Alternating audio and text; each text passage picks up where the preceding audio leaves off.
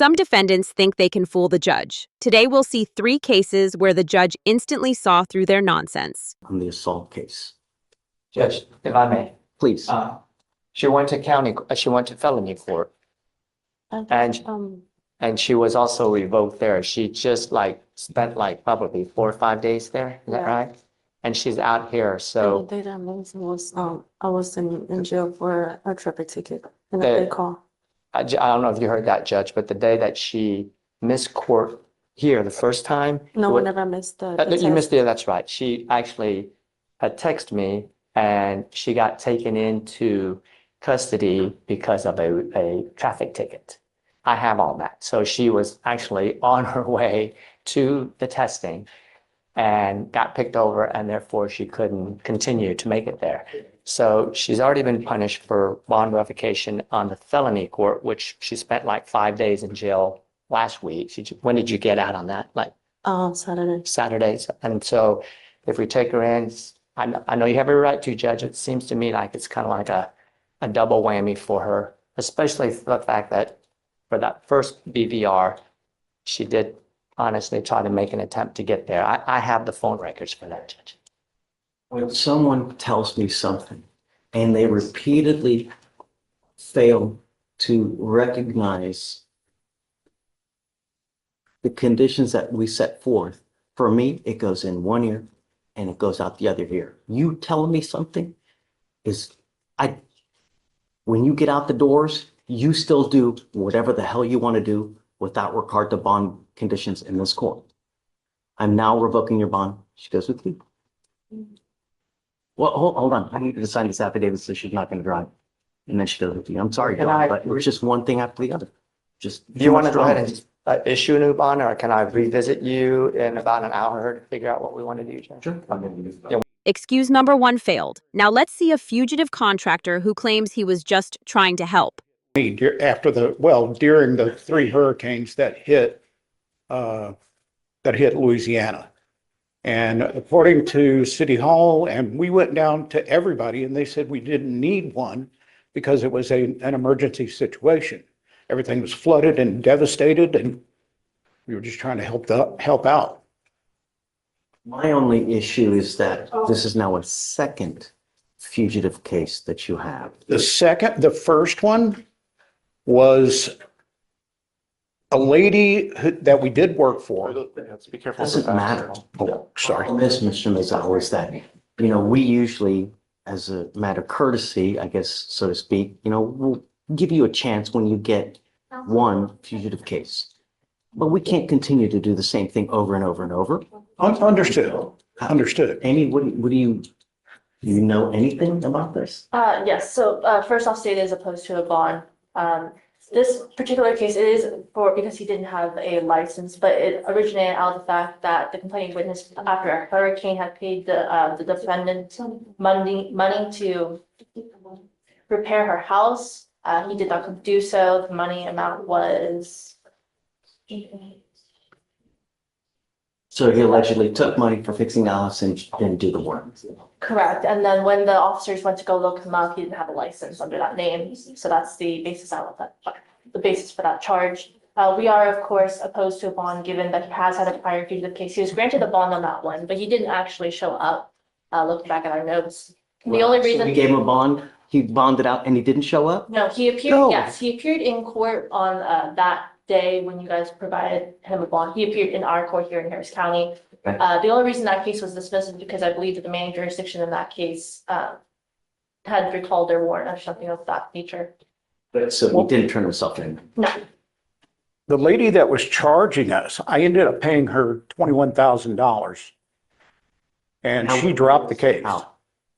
I suppose, we can't just take everybody's word for what But they say. first off, I did not know that even the warrant existed. So I had no idea. But I ended up paying the lady off. I gave her some money and said, okay, that's good, we're fine. I truly didn't think we did a very good job. Okay. But may I ask you this? This is an LLC. I have a business, or had a business partner at the time. We were 50-50 in the business. I just wonder why I'm the only one being charged here. I mean, facts beyond what I would know anyways.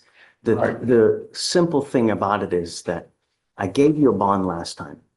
You bonded out, Yeah, you didn't show up, and now you have another fugitive case. We can't I continue. We bonded can't out and I continue. paid the lady off and she dropped the charges. That case was dismissed? Is that Yeah, the correct? case was dismissed. Not because he showed up like he was supposed to. I see what you're saying, He came Judge. to court on the day that he was due to go turn himself in Louisiana. I don't know, but I can't continue to do the same thing. The good news for you, Mr. Miselle, is that it's Louisiana. So we have buses coming from Louisiana probably 2 times a week. So from the time that you waive, within the next probably 2 to 3 days, you'll be back in Louisiana to be able to answer the charge.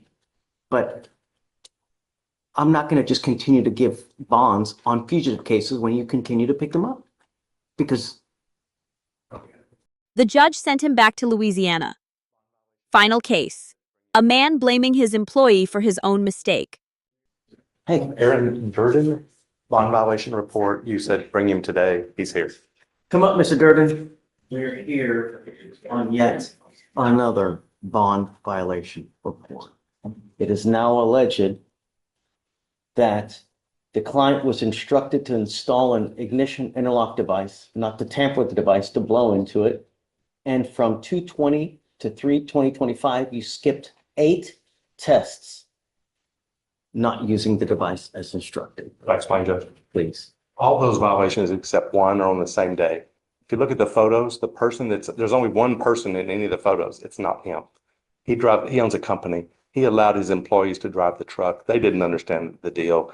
All the other pictures show nobody in the truck. What they did, the roofers, they just left the truck running while they were doing work to keep the climate control on.